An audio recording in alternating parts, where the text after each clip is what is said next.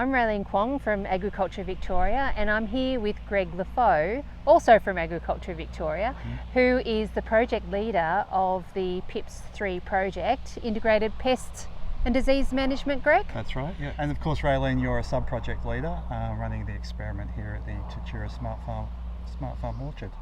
So I want to ask Greg some questions about what we're trying to achieve here in the conservation biocontrol experiment. So it's part of a larger experiment that we're running with the Pests 3 project? Yeah, so in the Pests 3 project, we're looking at a variety of things.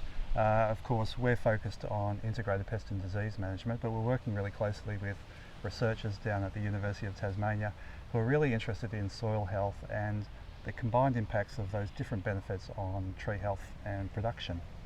So in the conservation biocontrol experiment that we're going to set up here, Yep. What does it actually involve? What we're looking at here is the introduction of native flowering species, herbaceous plants, grasses into the interrow spaces.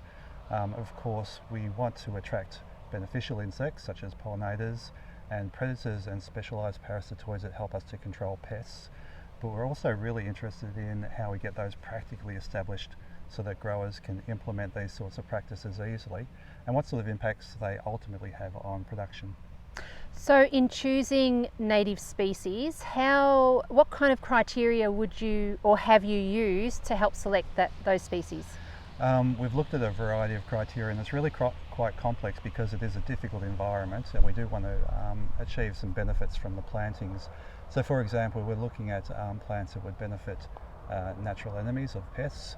So we're looking at plants that produce certain colours of flowers, we're looking at flowering time, but we're also looking at how those plants affect the soil health as well. So we don't want to deplete the soils of nutrients and moisture, we actually want to complement those characteristics in the orchard. And so we've teamed up with people in soil health to look at all those various criteria, also keeping in mind that we have to meet other criteria such as will the plants work in an orchard environment as far as being resilient, and will they work with orchardists, so we don't want plants that will tangle up machinery, for example.